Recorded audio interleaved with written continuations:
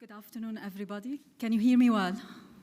Fantastic. Thank you very much for joining our session, The Future of Applied Statisticians, working in the fields related to medicine, health, and social care. It's my pleasure to welcome you to this session, and I'll just wait a minute as people are just arriving, so bear with me a minute. So let's settle down. Okay. Fine. So thanks again. I am Kanaan. I am a professor of health research and statistics at the University of York Department of Health Sciences. I'll be chairing this session, which will talk about the future of us, basically. And to understand the future, we need to look at what we are currently now and see what's needed to ensure our survival. So we will start this session by a joint talk from Dr. Gill Price, who will be online, and she's from the University of East Anglia. Dr. Catey Bunce, who is with us in the audience, she will introduce herself, and she's from London Royal Marsden, and myself, and we will be talking about a survey, results from a survey that we've conducted regarding professional recognition and progression of medical statisticians within health and social care. So that sets up the scene, and then Professor Teare from the University of Newcastle will come and tell us basically what are the existing initiatives or future initiatives to increase applied methodologists' research capacity, an initiative which is supported by NIHR Methodology Incubator.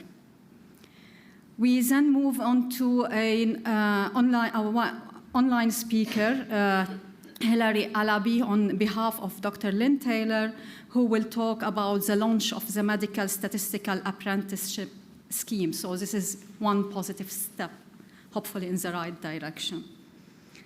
So before we start, however, and I'm not sure, we're hoping that technology will work as we intended it to do, but at the end of our presentations, Catey will share with you a couple of Slido sessions, slides, so please make sure if you can comment on these slides and participate, that'd be great. They might not be reflected directly on the screen because I'm not sure how all these things talk to each other, but if not, we will let you know the results later on or tweet about them using the RSS medical section Twitter. And I'll share that with you later on. So without further ado, I'll start the first talk, and I think, Gill, you're first to go, and please do tell me if you want me to, whenever you want me to, go forward with the slides. So, Gill, do you want to introduce yourself?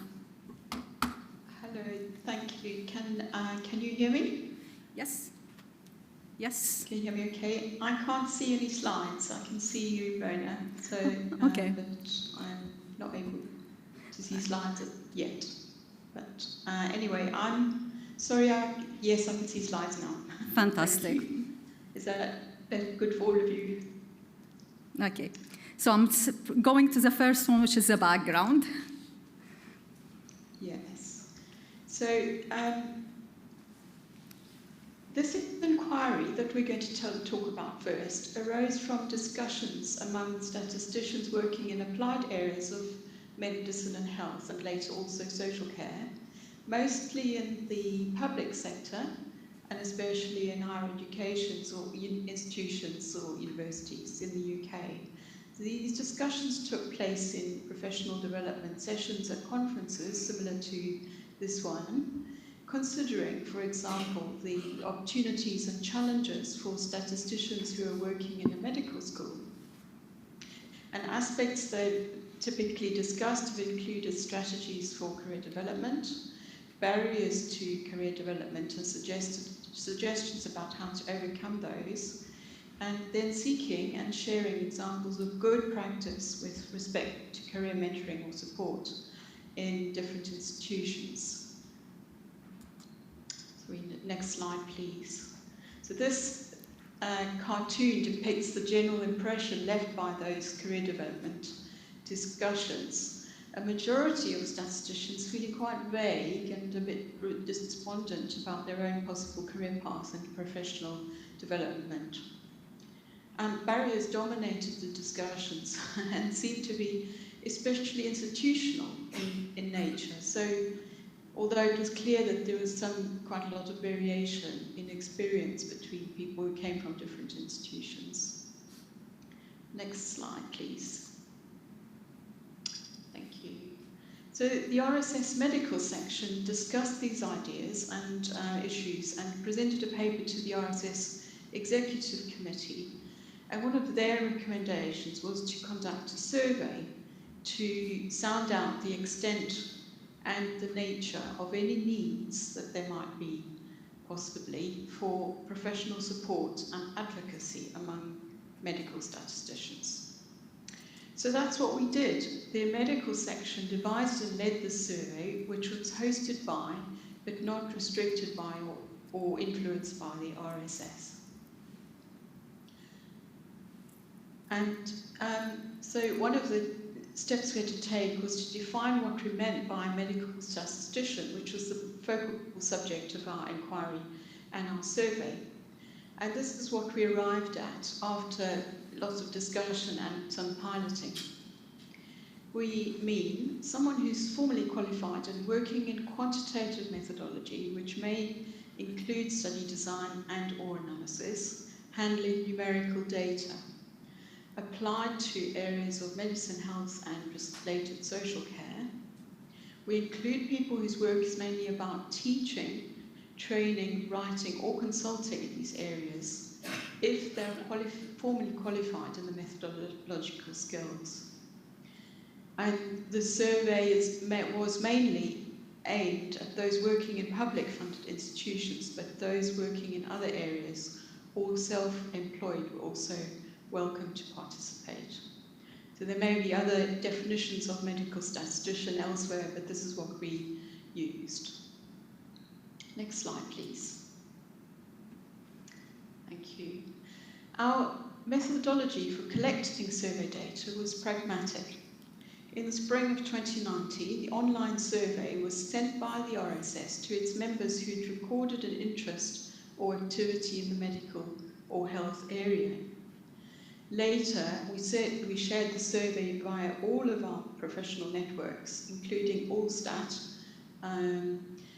email group and the NIHR statisticians group, Twitter, and other means. It was open for 5 weeks with a couple of reminders.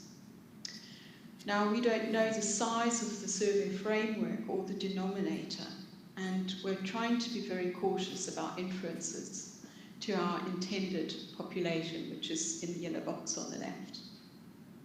And a huge thank you to you if you were one of the 335 respondents. Next slide, please. This slide outlines the topics we asked about in our online survey. Characteristics of the respondents, including employment status and sector of employment, the highest qualification that enabled a person to work in that area. And we asked about perceptions of recognition by different groups of colleagues, both statistical and not, and recognition by the structure of the Research Excellence Framework of 2021, REF 2021. And for those who are fortunate enough not to be familiar with that, the REF 2021 was a national method for assessing the value of research produced in different universities in the UK. And it was based to a large extent on peer review of publications, amongst other things as well, but it was a major source of stress for many academics for a long time. Other elements we asked about in the survey included co-authorship of publications with medical and other colleagues, non-statistical, the pressure and support for being a principal investigator, or PI, on funded research, professional isolation, mentoring, conference attendance, and obstacles to and participants' own advice for pursuing a career path that was satisfactory to them. We also asked about people's engagement with RSS activities which helped them with their planning. Due to time limitations today, we're not reporting on everything, just a selection of aspects. So now I will hand over to Mona and to Catey to share some of what we've learned. Thank you. Thank you very much, Gill. First hurdle in technology is passed. That's great. So into some insights from the survey, basically. So these are snippets from what we found out that we'd like to share with you. First of all, who are our respondents? And we've collected some characteristics. As expected, the majority of them, just over 3/4, were employed full-time, and then around 17% were part-time employed. In terms of the employment sector, again, as anticipated for this group, just above 70% were in academia, and then around just under 15% in NIHR, the National Health Service, for those who are not familiar with it. Then we've asked them as well in terms of, what is their highest qualifications that allow them to be in the roles that they currently are. And 48% said they had a PhD. Mind you, it doesn't necessarily mean a PhD in statistics, simply they have a PhD degree. And 44% said, had a postgraduate degree with no PhD. In terms of the field of qualification, because of the nature, the way we've asked the question, sometimes people decided not to share that with us. So we had around 36% did not tell us field of qualification. 52% had statistics somewhere in that sentence when they were answering that question. And then 2% said mathematics or epidemiology. Among those who said statistics as a field of qualification, we've looked at whether they mentioned something related to applied statistics in any form or shape, so either applied statistics specifically or things like being a biostatistician. And of these, basically, we had 60% that identified as applied statistician. And this is yet another characteristic. We've asked people in terms of, we just wanted to know, how long they've been in the profession. And as you can see, it's a bit skewed with, very fresh graduates to people who would under 60 years of experience. The median for years of experience was 10 years, and then interquartile, and 5 and 22 years. So quite the range. Now, we've asked them because we were interested, one of the main interests is career development and understanding whether they have a career pathway. So first question we asked, do you have an idea, a clear idea about your career development path? And 44% said no. So they were not, they didn't have an idea where to go next in their career. And then we asked them if they've had, non-obstacles to their career development. 63% answered that they do have, actually, non-obstacles. And then we saw whether, what are these types of potential obstacles. So we specifically asked about challenges, basically, for their desired career development in terms of whether there is a promotion structure, career or promotion structure within the institute that they work for. And unfortunately, just under 70% said they lack that structure within their institute. So only, 30% said between no or unsure, but 70%, almost 70%, they were firm that there wasn't a structure that can allow them to progress in their career. The good thing, however, is that line managers were not an issue, were supportive. So that's a good story to know that line managers, in most cases, there were some cases, just over a quarter of us who responded that they didn't feel the line manager was able to support them in that, but the vast majority were. So that's a good story. Now, in terms of lack of opportunities, as you can see, it was divided. The opinion was more or less divided between those who agree and those who don't agree with that statement. And there was just about 11% not sure where they stand on that issue. Lack of appreciation, that's another issue. So although we had just over 45% said that they didn't have any appreciation, basically around 37% said they felt appreciated within their role, which is good, but we still have some way to go. And we've asked whether there are personal circumstances that might basically inhibit their ability to career development, and the vast majority said no, but there was a substantive, around 32% that said yes. So there are issues basically in addition to the career development pathway within an institute. Then we've asked them in terms of professional recognition perceptions, what are their perceptions of professional recognition? And we've asked them about different categories of those who might influence that perception. So first one was statisticians within their own institution, and the vast majority, around 88% probably said that they feel either agree or strongly agree with that statement, that they feel appreciated by statisticians within their own institution. The next one, in terms of appreciation, came from those who are non-statisticians within their own networks, and then a similar proportion of approximately 70%, either side of 70%, in terms of appreciation came from non-statisticians within own institution or statistical peers. What differed came the story when we talked about the REF 2021, which just has finished basically now. And it'll be interesting to see what has happened. And unfortunately, we can't follow the people. It would have been great to see what happened, what are the outcomes in terms of REF 2021 for them. And the story here is that REF 2021, which is a research excellence framework, if you're not familiar with it, if you're not an academic and not from the UK, basically, it's it pitches people against each other in a way. Okay, so it just looks at your performance and looks at your output basically, and has certain rules and regulations to follow. Now, here we had 277 were UK based.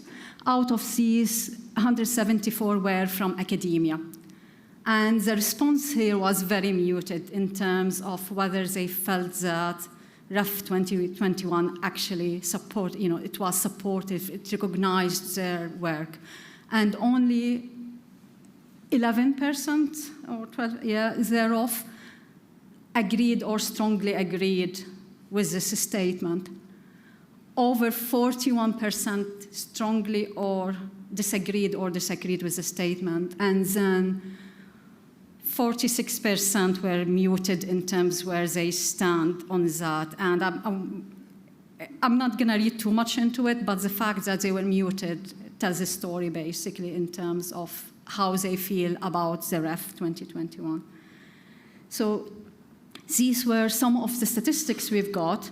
And in a very non-statistical, usually we like our data, we've asked people to have a free text. And we've looked at this data qualitatively. And I thought to share with you some of these comments, just to see in terms how is the feeling from the floor. But remember, this is the coming slide is just a selection of what was said to us. And I gather the top one there summarizes quite a lot of how a lot of us feel. Medical statisticians on top, but never on top. So it's just, having that in mind and trying to think about how we can address some of the issues raised from the survey and and see what we can do further. I will leave you to read it. I'm not going to read it myself, so I'll leave that for you a minute or so to read it and read all the comments, and then hand over to Catey to please carry on with the next part of the talk. Thank you.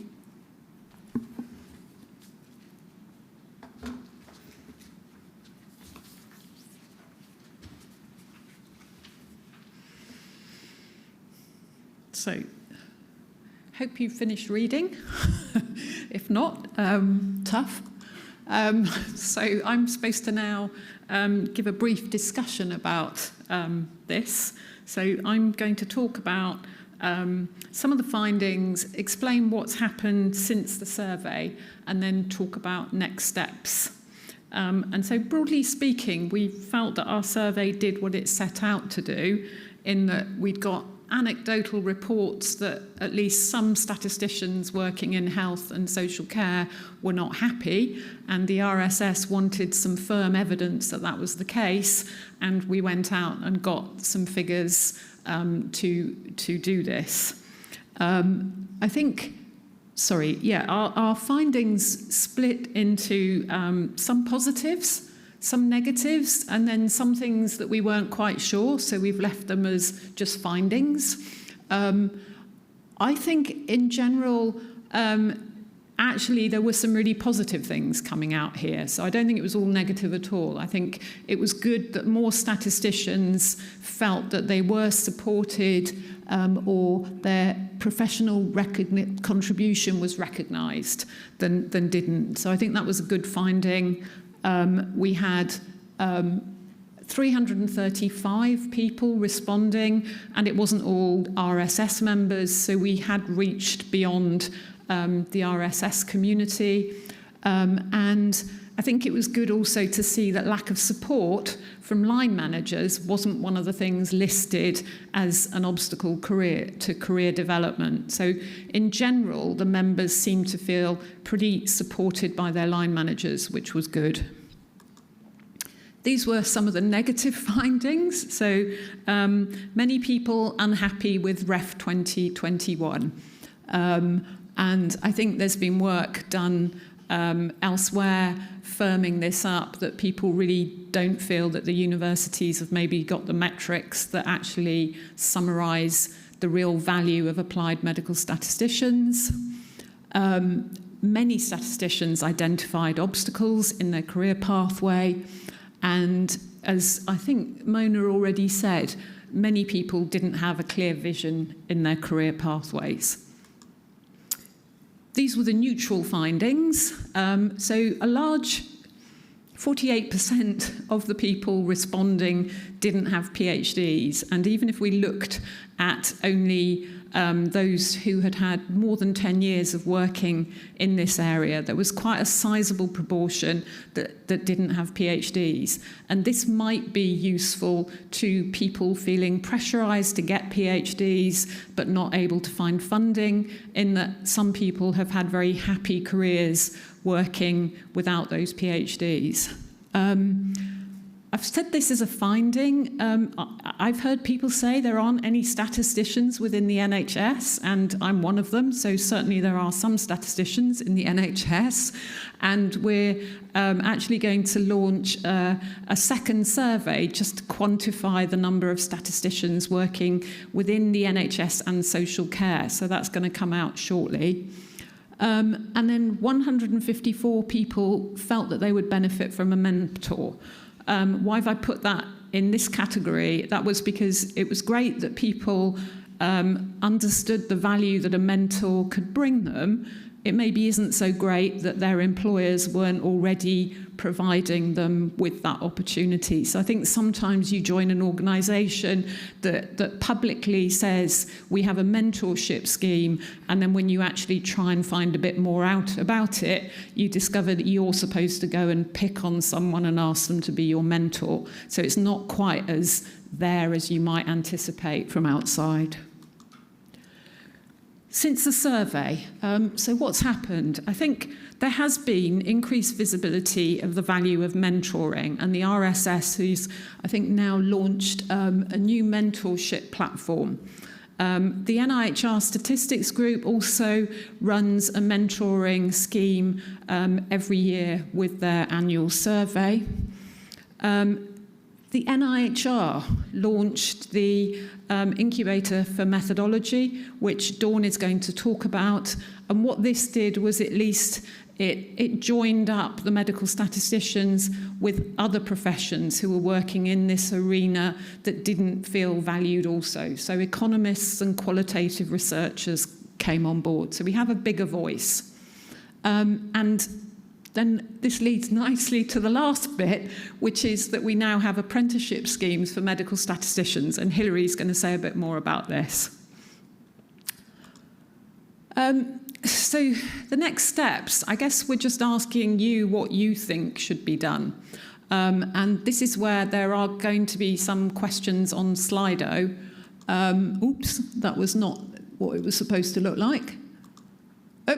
Okay. So the questions, I will let you know what they are. So one is, do you think that anything should be done? So what do you think should be done? You have the choice of saying no, nothing should be done, or you can say yes, something should be done. And then we have a question saying, if you do think something should be done, can you tell us what that is? Because I think one thing we are going to do is write this up.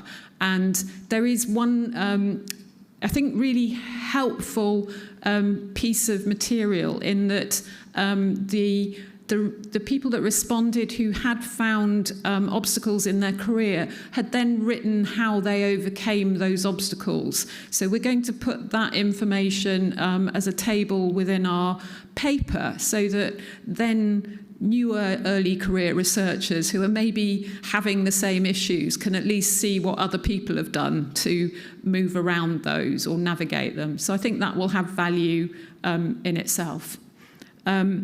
There was also, we've gone into a black hole. This is the survey that's going to be released. So this should be sent out to all RSS members and the NIHR Statistics Group, and we'll probably be launching it in other areas, which is just to simply quantify people out there not in the university sectors or with the pharmaceutical industry.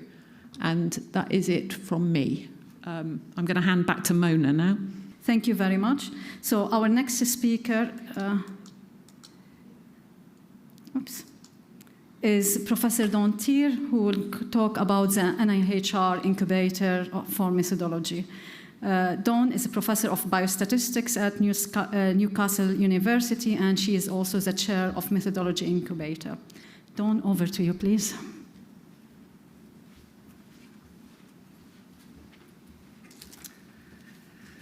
Thanks, Mona. Good afternoon, everybody. So, as Mona introduced, I'm chair of the Methodology Incubator that's supported by NIHR, and my other role in Newcastle University is I'm also deputy director of the CTU.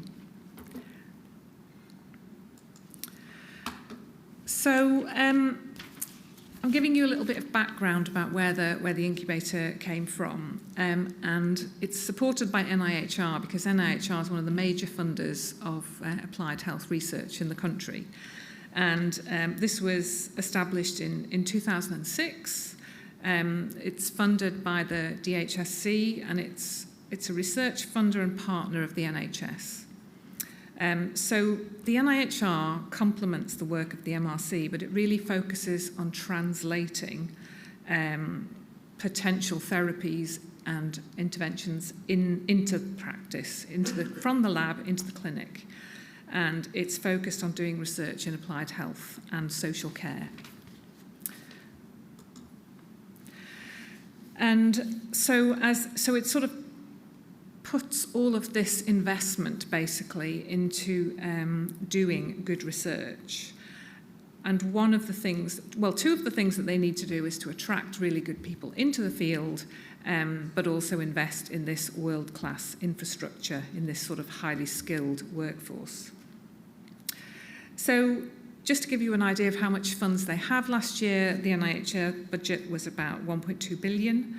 And since 2006, they have facilitated research in this applied area, which has resulted not only in this infrastructure being in place, but a real growing community of people involved in doing this research. They felt if we just put the funding out there, people will rush to fill the gap, and by a large extent, that's what's happened. You know, you sort of attract people to work in this area, and many institutes and universities have come forward to offer ways to put these funds to good use. So this figure is supposed to help you sort of see how they've invested some of this, what's called infrastructure. So some of the things that they put their funds into are centres that do research themselves, and other things are really structures that make sure that other people can be really supported to do good research. And from a methodologist perspective, the place where there's most methodologists, and including a lot of statisticians, would be in these applied research collaborations, the research design service and clinical trials units. The applied research collaboration is a sort of fixed amount of funds that's used to try to get new interventions and therapies sort of into practice, really trying to implement into evidence-based medicine. The research design service receives fixed funds for sort of certain members of staff to work in this area and develop proposals, so good quality research is proposed. And then the final part of these sort of clinical trials units, these are the bits that are the most innovative part of the picture. So the NIHR actually doesn't invest an awful lot directly into clinical trials units. It gives them some infrastructure support, and this is where often the universities and other institutions might just decide to underpin things differently to allow certain areas to be really rich places to do the sort of research that the NIHR is funding. So as a consequence of this, over the sort of last 15 years or so, there's a huge amount of methodologists grown in this space to be involved in the research that the NIHR wants doing. And the thing that makes the research different that's funded by the NIHR than you tend to see funded by the MRC is it's much more common to see sort of portions. You can get maybe access to 30% of a statistician or 50% of a trial manager. And the reason that you can actually ask for this sort of proportion of individuals is because there's some sort of infrastructure there providing you with a means so that you don't expect someone to just work half time, but you're actually going to be sharing somebody's time with another project. And this has a number of benefits, but it also it can put a lot of strain in the system depending on how the institutions have offered this. So I'm here to talk about the Incubator. The Incubators were formed as an initiative because the NIHR realised it wasn't just enough to just say, right, we want you to all work over here in this space and deliver innovative solutions to these problems, because there were real serious bottlenecks emerging. So one of the ways that they tried to deal with the bottlenecks was to set up some schools. They set up 3 large schools to facilitate research in public health, primary care and social care. And then they also wanted to offer an opportunity for stakeholders to come together to try to understand what were the other bottlenecks in the system. So they launched this Incubator initiative, and the NIHR has got around 12 of these at the moment.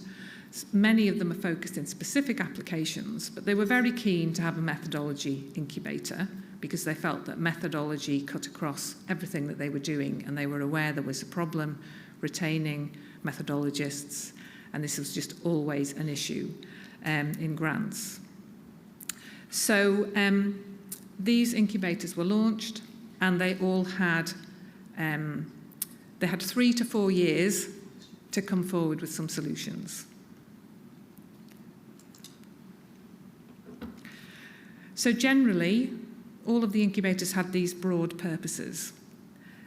They were asked to come into an area where there was a recognised issue, but they wanted the incubator to sort of be, well, ideally what they wanted was a task and finish group. They thought, we'll give you 3 years to look at this problem. Why don't you come back with some recommendations? And it was a major expectation of being an incubator that you would build these, you would really start to form these identifiable communities, and then potentially, I mean, it says develop bespoke approaches, but basically it was to make recommendations to the NIHR how they could get around these bottlenecks.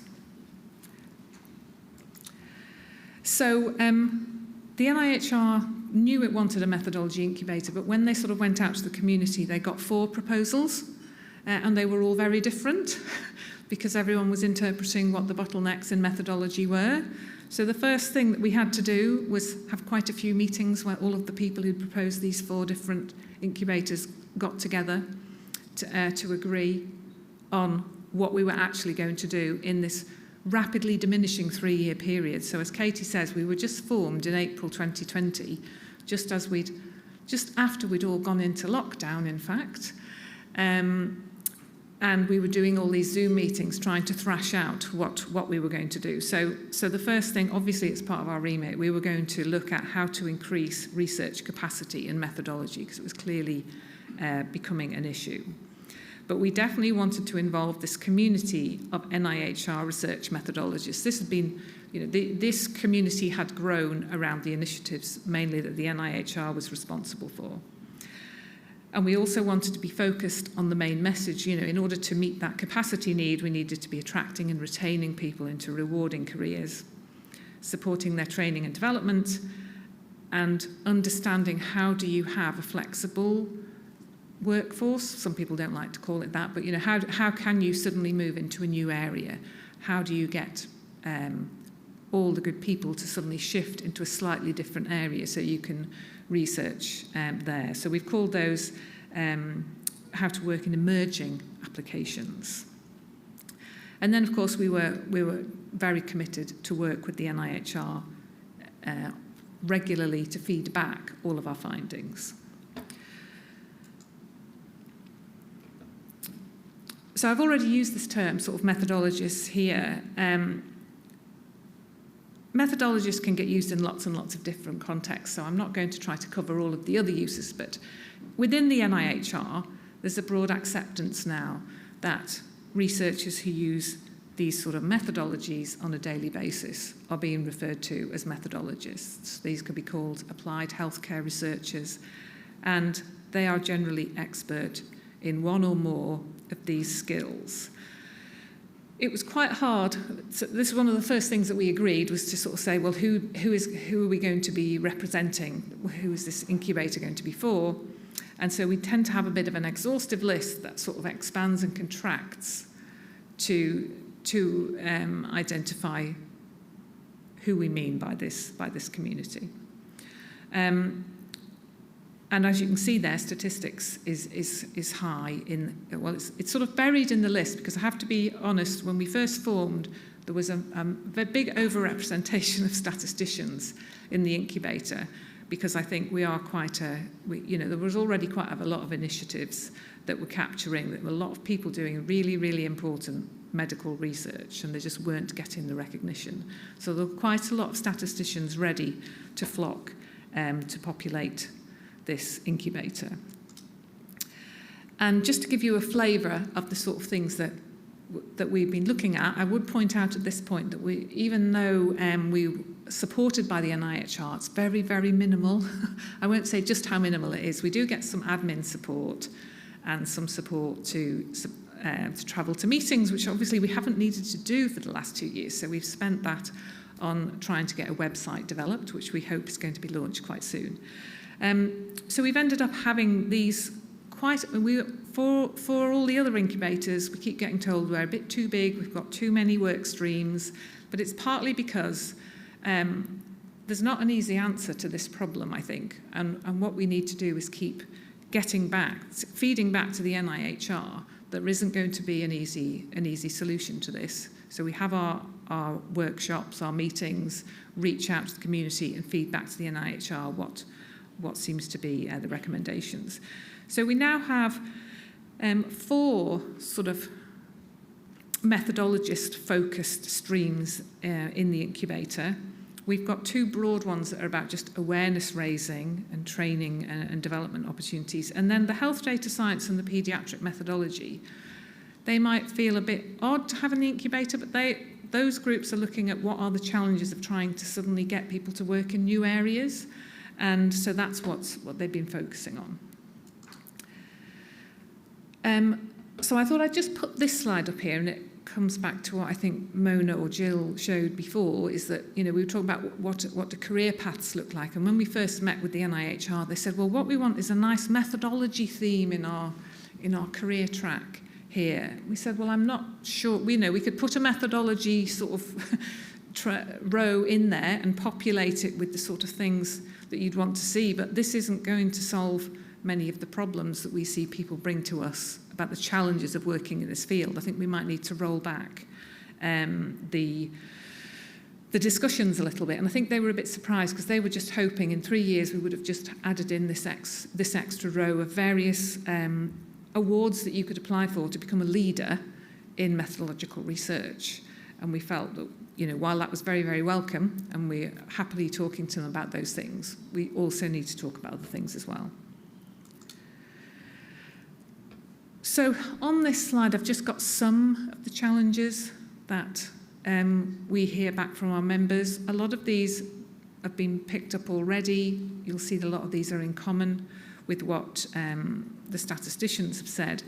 But the real tension, I think, comes from, there's the top line there, recognition and reward for being an applied methodologist. What often happens if people say, I don't feel rewarded for doing this, and say, well, you haven't got a PhD, why do you apply to do a PhD? And you think, no, that's not me being rewarded for me doing a good job. That's a strange thing to say. But this is often what is said in meetings. And this sort of comes from the tension, I think, that you've got career progression paths for statisticians, other methodologists, are sort of quite clear if you want to take the classic academic track. But what we've got now is a huge community of methodologists employed on research contracts, where in the past possibly these were meant to be stepping stones to getting onto an academic career track. And the sort of world hasn't adapted to these at all. Some institutions do this better than others, so there are some good examples, but it's still very patchy.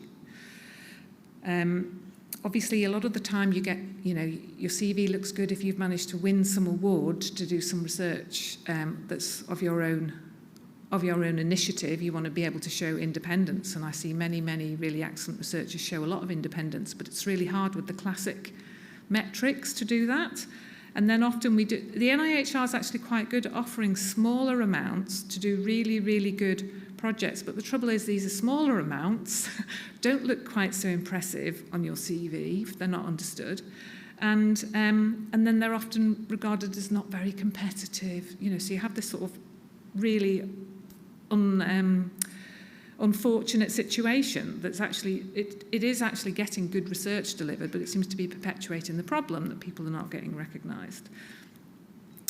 And then the final point here is really one of the most important points, because this lack of capacity imposed by the funding award models is something that's actually the NIHR's directly responsible for. I hope they won't mind me saying that, because they offer this flexible model where it's absolutely fine to have even 13% of somebody, or you see bids where they've got very, very small proportions of researchers in the bid.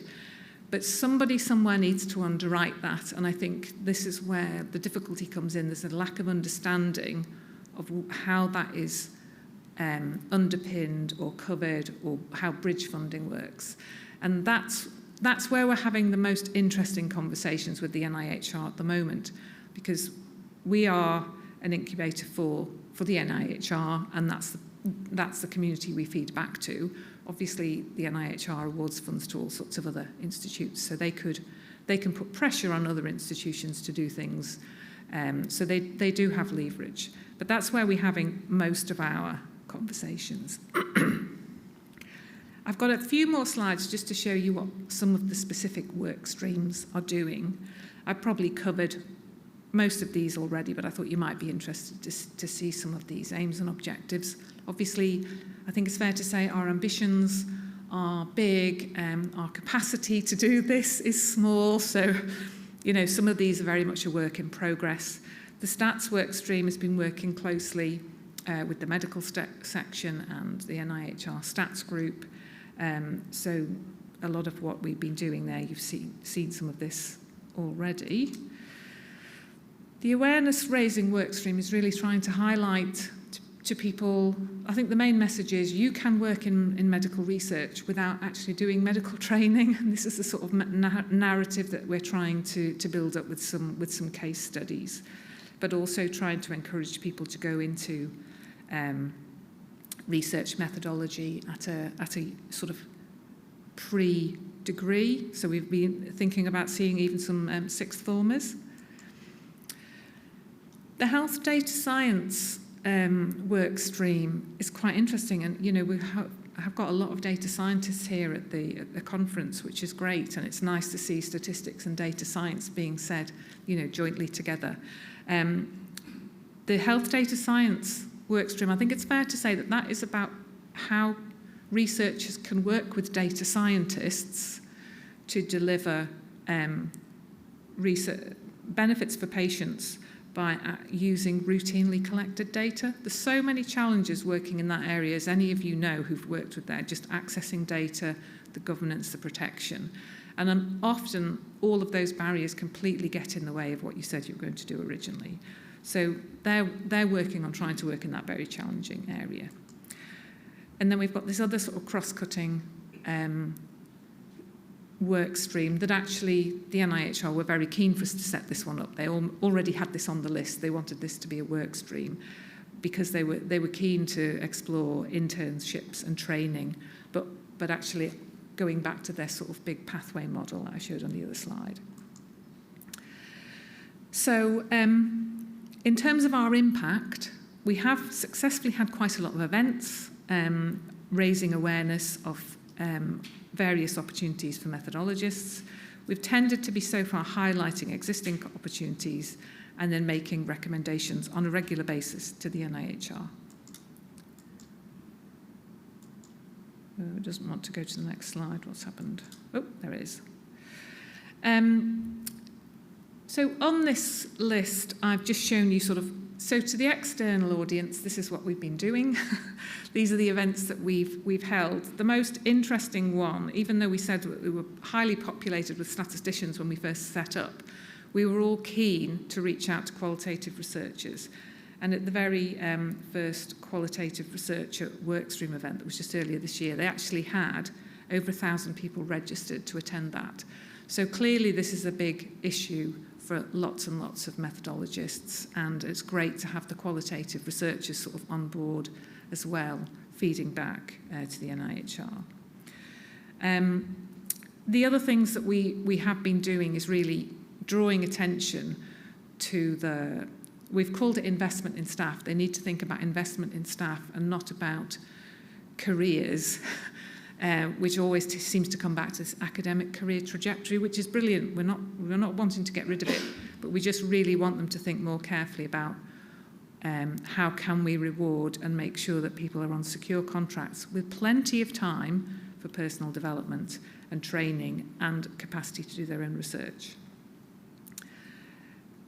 And then the other thing that we have recommended to them, we think it would be very important to have something like a high-profile thing with plenty of investment focused on methodology, such as a school, an NIHR school for methodology. We think something that could really easily signal that NIHR is committed to this would be very important. And so my final slide is just to say thanks to everyone that was involved in this. Obviously, we had over about 150 members of the Methodology Incubator, the NIHR Stats Group, the NIHR Academy and the Better Methods, Better Research programme have been absolutely great. We've had lots and lots of meetings with them, how we can do things better for methodologists.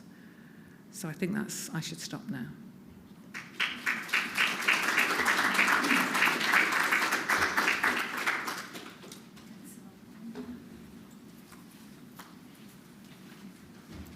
Thank you. And are we ready for our next speaker? Fantastic. So our next speaker, in fact, is Dr. Lynn Taylor from Parexel, and she will be talking to us about the apprenticeship program. Unfortunately, Hillary can't make it for unforeseen circumstances. Hi. Hi. Okay, Lynn. Fine. So Lynn, you want to say hello and introduce yourself, and then I'll just let me know when I need to progress a slide. Thank you. Will do. Hi, everybody. My name is Lynn Taylor. I'm a medical statistician, and I've been working on the apprenticeship scheme and getting that launched. So today I'm just going to talk to you about apprenticeships, and hopefully some of you in the audience work for organisations that might consider taking apprentices on in the future. So I hope I can enthuse you around apprenticeships and what they have to offer you in the room. So if you go to the next slide.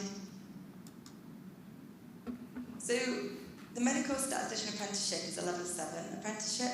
It is at the MSc level, and if you think of it as an alternative to the traditional MSc, which obviously have limited funding ability, the apprenticeship allows graduates who have a BSc and a numerate subject to be employed full-time for organisations such as the ones you work with, and study towards the MSc in a part-time manner over 3 years. It gives them the benefit of gaining on-the-job experience whilst actually earning a salary. And so when it's so expensive for people to pay for their own training, it gives them a really nice alternative to that traditional MSc option. At the moment, we just have the one training provider, the University of Strathclyde, and they have opened recruitment for the apprentices to start this September. The course itself, they do 80% on the job, so just your normal day-to-day work, and 20% we release them off the job for the MSc training itself. We offer free advertisement for anyone that wants an apprentice, so you can contact PSI and advertise for free on our website. And so we're hoping that people employing statisticians in CRTRUs, pharmaceutical research, contract companies, and actually anybody interested in medical statisticians would find this applicable. And the idea is that it will get more people into the industry who maybe can't fund themselves and can't pay for that higher education to come in, and give people that opportunity who perhaps wouldn't normally come through. And also people from maybe other backgrounds such as finance or maths teaching who want to transfer into a different career. They might also be interested in using this way of getting into medical statistics. So next slide, please. As well as the medical statistician apprenticeship, there is also a data scientist apprenticeship, and this has been around for quite a while longer.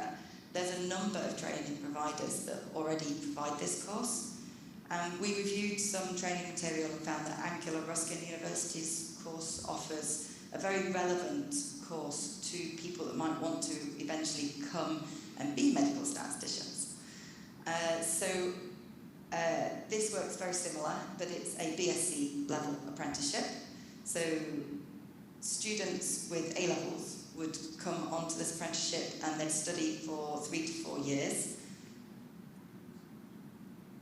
And again, it'd be done alongside gaining the on-the-job experience. So they do the on-the-job work as a normal job, and then be an apprentice and do 20% off-the-job training to actually complete their BSc in data science over 3 to 4 years. So you might find if your organisation doesn't require a statistician to have an MSc, this might be a really nice way of getting really junior people into your organisation and training them for 3 to 4 years, and in the end they'll end up with a relevant BSc to be able to work within your organisation. And I think what people have found is that by bringing in the apprentices, they are very enthusiastic, they're really keen, they also really appreciate the opportunity that you've brought them in and that you're funding them towards this education.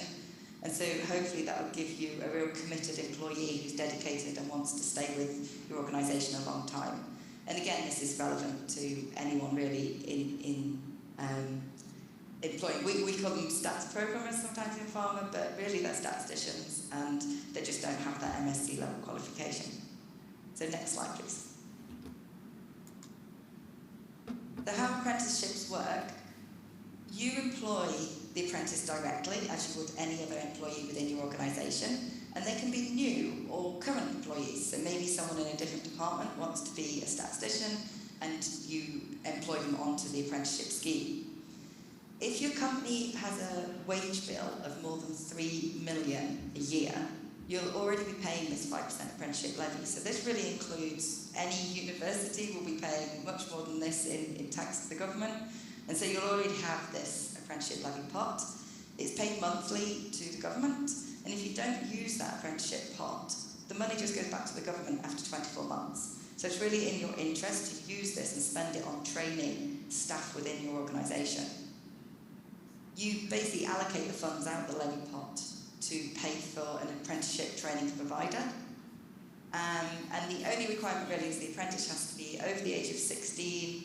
They need to have a home address in England, unfortunately, and I'll talk about that a little bit later. And they can't be in full-time education, so they have to be employed by yourself. If your organisation is small and they don't pay the levy, then you can actually still get an apprentice. You just pay for it through co-investment. And this basically means that the government pay 95% of the training costs and you pay the 5%. And if you've got any questions about that, reach out to me. My email address will be at the end, and I'm happy to answer any questions on any of these things that come up. Obviously, you still have to pay the apprentice salary. They're not going to work for you for free. And you decide what that salary is based on your standard salaries for that level of employee. The next slide, please. So the training scheme for the medical statistician at the moment is fully online, so you don't have to be based near Glasgow. They have a well set up training learning platform with videos and notes that give all of their distance students the same experience. And it's 10 weekly modules with training material that the apprentice completes at their own pace, so it fits really well alongside working on the job. It's a modular assessment. And as I said before, the employer releases the student for around 20%.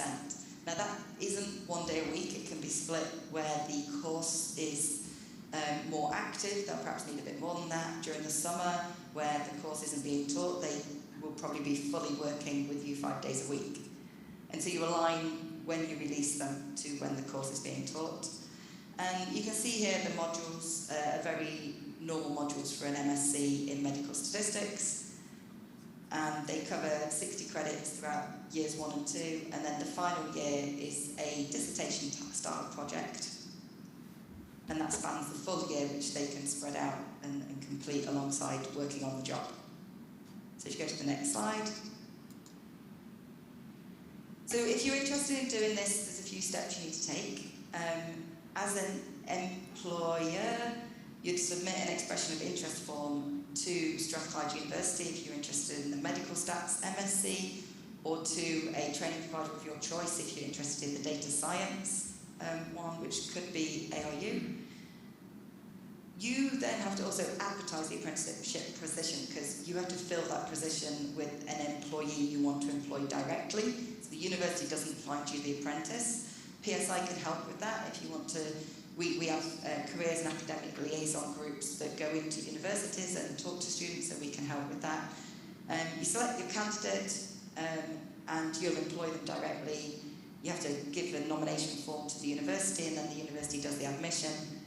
And once you've got the kind of confidentiality agreements in place between the employer, the employee, and the university themselves, you can then agree the payment schedule and fees and get them sort of up and running. And we have our first, I think it's 6 apprentices going into the scheme this September there'll be the first intake of medical statisticians, hoping to boost our pool of talent for the future, and that we can all then employ as more experienced people.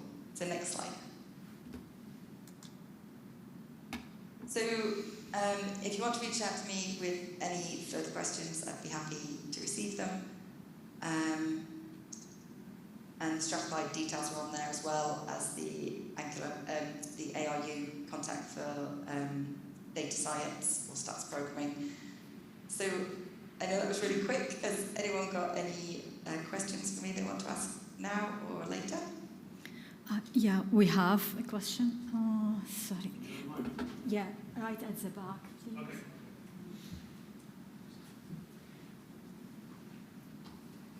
Thank you, Lynn. Lynn, thank you. Can you hear me okay? You're a little quiet, but I'll try. Okay, can you hear me now? Yeah, that's okay. Sorry. Just a question about the stats program or apprenticeship. So it's called a data scientist apprenticeship, and I know it's only a name, but isn't that confusing? We all come from different organisations, and different people have different names. So the government are also really strict about apprenticeships, and when we looked at the course material for the data scientist, it was pretty much exactly what we wanted, and as who we employ as stats programmers. I don't know, only maybe pharmaceutical industry call them stats programmers. Data scientists cover a wide range of things, and that course really does cover anything from programming like Python and R and more modern programming languages, as well as a core basis of statistics, which would be relevant for kind of almost an undergrad statistics degree. So we felt it covered everything that we needed, and the government won't let you just change the name of something. So we just have to accept the name, and that is, applicable. And certain organisations do tailor the course to what we want as employers. So the thing about the ARU data scientist one, we know the graduates from that course have gone in to work for GSK, and it's very relevant to the kind of things that we'd be looking for in the pharmaceutical industry, and hopefully the same for people in academia and other organisations that want kind of statistical programming, and people that are stats-minded but have a programming background as well. Thank you, Lynn. Any other question, please? Okay. Thanks. So do you have any requirements at the end of, built into the end of the programme for people to continue working under that scheme? If they've been sponsored by the employee for, say, 3 years, is there then any suggestion as to how long they may need to stay before moving on? So the rules that you put in place for the employer are completely down to the organisation themselves. They're actually fully employed, so it's not like you would terminate their contract after 3 years unless you specified you do that. But that's not really in the interest of the company, because hopefully after 3 years what you end up with is a fully qualified employee with 3 years experience in your organisation who's just very useful, and you wouldn't want to get rid of them at that time. If you wanted to put a criteria in there that because your organisation is paying for their education, you want to keep them for 2 years after that, 3 years after that, and that's completely up to you and up to the employee to agree with you. But we feel that it's not really necessary, because hopefully by then they know your organisation, they enjoy working for you, and they're grateful for what you've given them. And so you should be, I think, in theory, just taking them on as full-time employees. They'll finish their course, and then instead of releasing them 20% over the 3 years, they'll just be fully working for you, and there'll be a huge benefit, really. And bringing in all that enthusiasm of a young graduate coming into your organisation. Yeah, and another question was that you said you would help through PSI with promoting this course. Can you explain what you do to go into universities? Because one of the things, I work for a CRO, and one of the things we find is actually that knowledge that there is such a thing as medical statistics for people finishing their degree, and that there is a possibility to go into that. Yeah, it's a big challenge. I think a lot of young people don't realise we employ medical statisticians, both in academia and organisations, and CROs and pharma.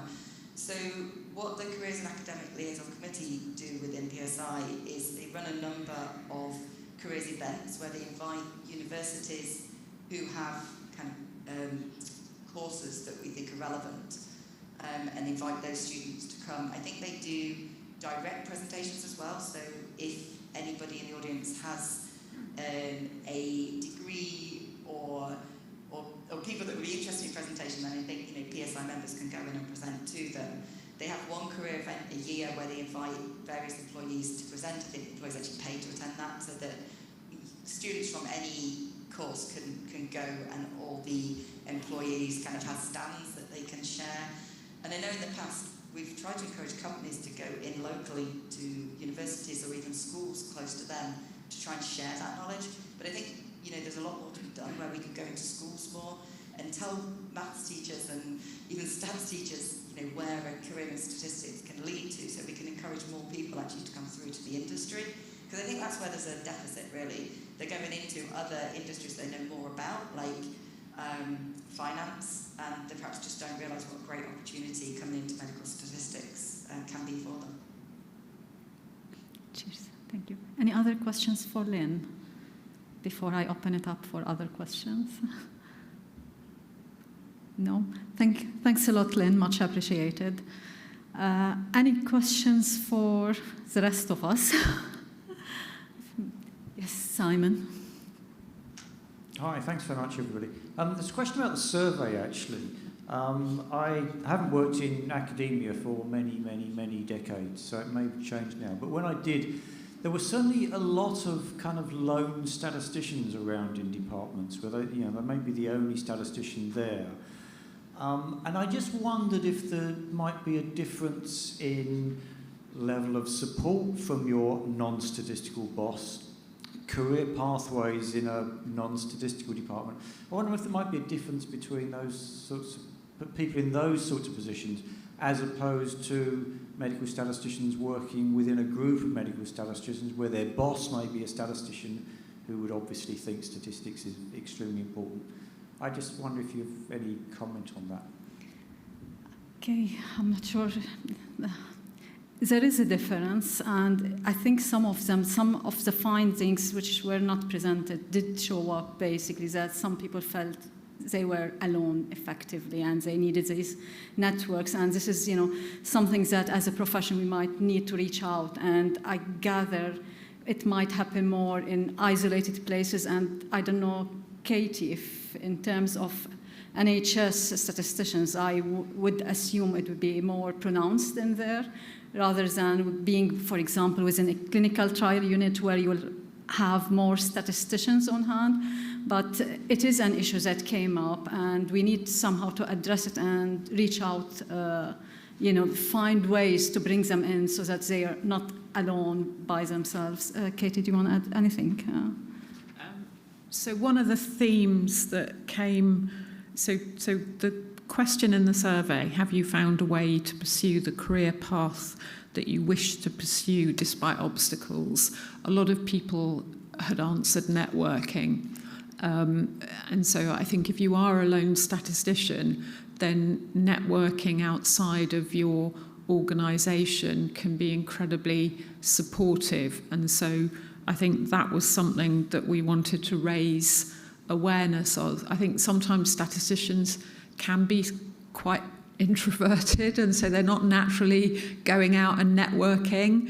And, I think coming to the RSS, networking with other statisticians has huge value. And so if you are on your own, then I would encourage you to get out there. I think the NIHR stats group was set up to deal with the fact that throughout the NIHR there were lots of statisticians in isolation, and so that group was set up to kind of join people together so that there was mutual support. There were other things. So learning to say no clearly was something that people felt they should do more. There was luck, there was change institution.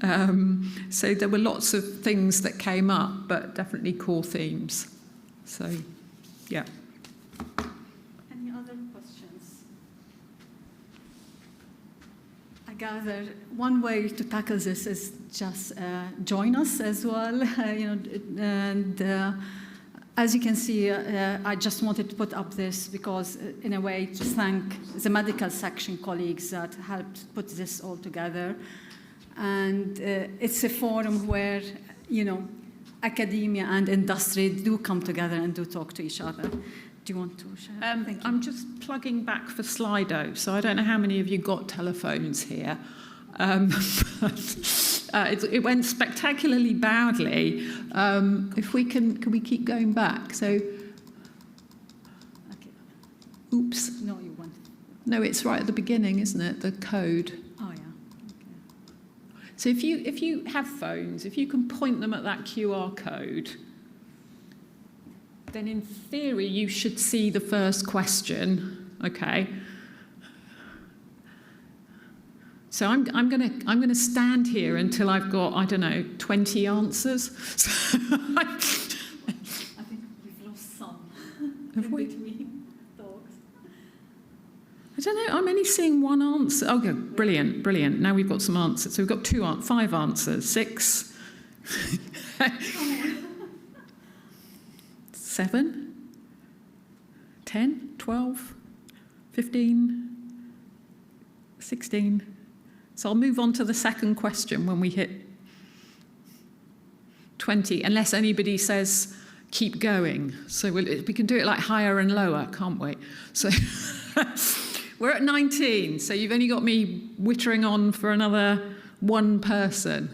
So if there's anybody, 21, oh, sorry, we've gone over it now, so I don't know quite what to do.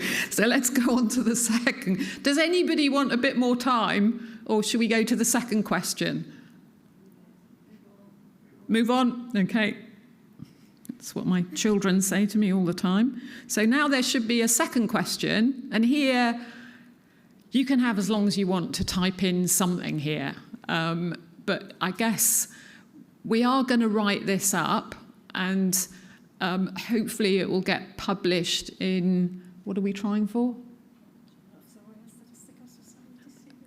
Okay, so can you say that a bit louder because I can't remember the name of it.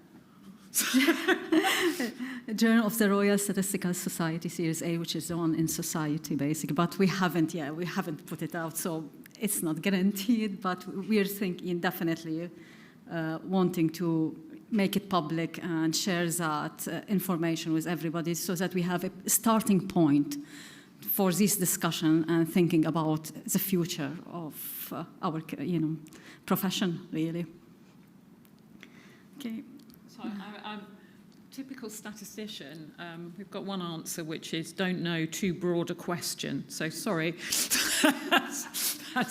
It's. I think there's a lot happening. I think we've already. I guess in essence, I think the survey's already achieved something in that it's highlighted the value of mentoring, and the RSS is doing a little bit more in terms of raising the profile for that. And then I think there are key messages we can get out there. It was Cochrane that provided me with a networking outside of where I was, and that was incredibly valuable. So I do think if you are alone, then link in. But I'll shut up now and leave you alone. Thank you very much, Catey. And yeah, thank you all for contributing. Okay, why it's not moving? Okay. I just wanted to say thanks for everybody for contributing to the mini survey. And we'll definitely use that information to guide us going forward. And you might have told us do nothing, and then we'll just leave it. Okay, it doesn't want to move. Now it's moving. All I want to say, if you feel that, you'd like to get involved with us, these are our all different social media stuff, including, tweeting. You can as well join our mailing list. You can be, when opportunities arise as well, you can join our committee, and that would be great. In fact, we had a fantastic response the other time when we, when posts were out for the RSS medical section. So please keep that going.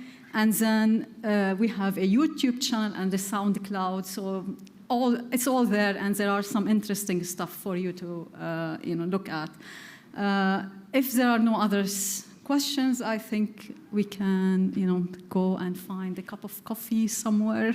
Enjoy yourself. Thank you very much for your attendance.